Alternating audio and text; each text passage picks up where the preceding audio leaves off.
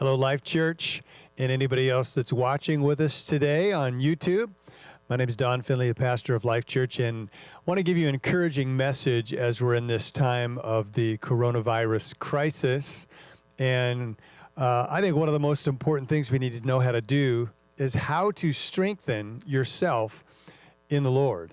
Because during this time of where maybe people are isolated or you may be struggling with illness at some level, we become a target for the enemy to try to discourage us. People get depressed and they just, oh, when is this going to be over? And all the kind of flaming arrows from the enemy that try to come against us. We need to know how to find our strength in God and lift our spirits and be strong. And I think David is one of the best examples of that. In fact, where that phrase, strengthen yourself in the Lord, comes from 1 Samuel chapter 30, where David found himself in a very serious crisis.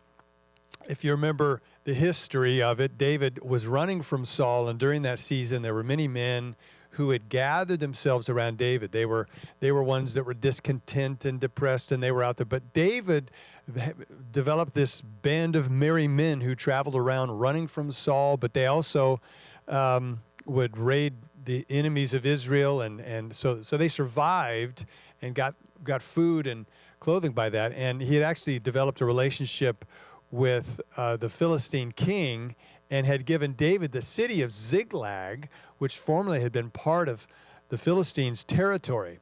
And so that was home base for David and his men. And one time they'd gone off to battle, and then when they came back, in their absence, the Amalekites had come, burned the city, captured everybody's wives, all of their kids, all of their livestock, all their possessions, and took off, and all that was left was ash. And so by the time David and his men got back, they had no idea what happened, but all they saw was the smoke, and they were completely devastated. It says they just wept and wailed out loud because they didn't know if their family was alive, if their children were alive, if they would ever be able to recover at all. And so they were in this great crisis. And they had loved David. They had followed David. He was their leader.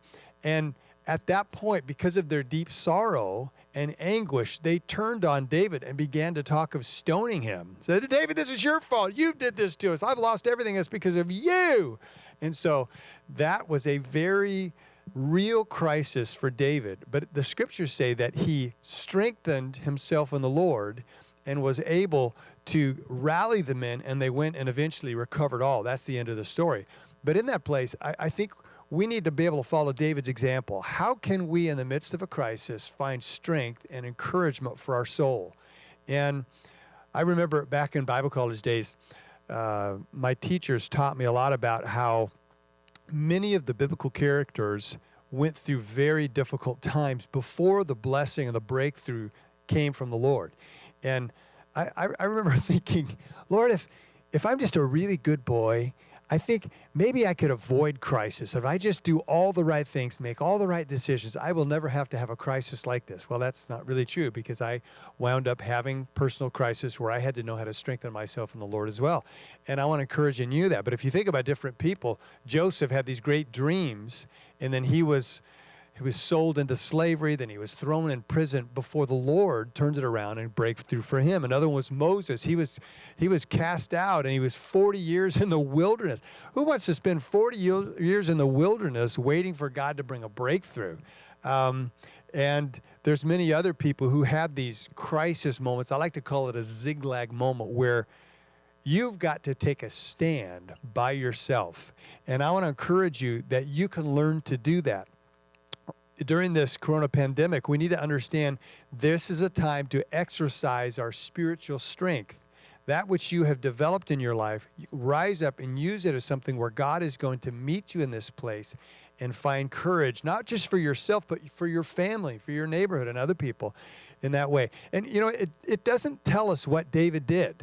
We don't even know what he did. What spiritual practice did he invoke to lift his spirits, where he didn't just fall into depression himself and try to run from his men, but where he would turn and actually gain victory.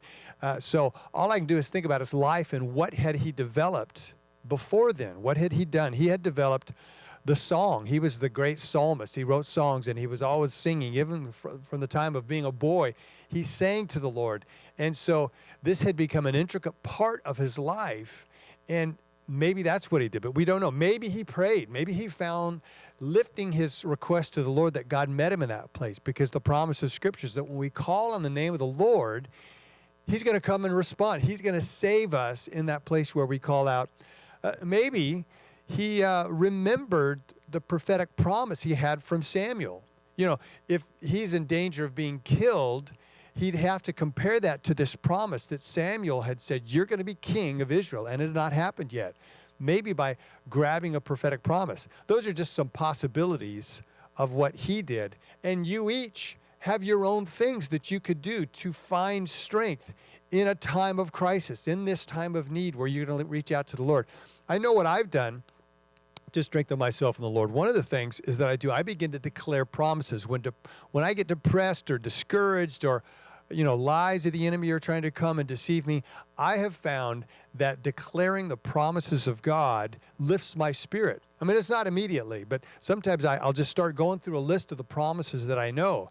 And those promises that you've been given in the new covenant are powerful. They're real. They have spiritual dynamics that can change your situation, lift your attitude, build you up, and cause you to take a stand when you're feeling like maybe you're going to fall down. And in my book, 40 Days Full, the last section, there are 10 devotionals, all focused on one of the new covenant promises that we've been given. And at the very end of the book, they're listed in a way where you can actually pray through them. So if you have my book that many of you have purchased, this would be a great tool for you to declare the promises of God, lift your spirits, and take a stand in that way. Other things that I've done, I will listen and soak in one of my favorite songs, one of my worship songs, and you can find those on YouTube through multiple sources. Have these amazing places where you can listen to a great song, lift your spirits, and press into the presence. You can create a presence environment right where you're at right now. Play one of those songs that you love. And technology is a great way to do it. I don't have to be a great singer to encounter the presence of the Lord by some of the songs that you can pull. One of the things that I'll do, I'll read my Bible, and sometimes just by reading the Scriptures, especially some of the New Testament promises that are there in the New Testament passages where Paul is talking, can really lift your spirits. I'll find myself, I'm just maybe not doing great, but after I read the Scriptures, it changes that for me. Another thing is to read one of my favorite devotionals. I'll just read, and it lifts my spirit. But you might have some of your own things that you can do to strengthen yourself in the Lord.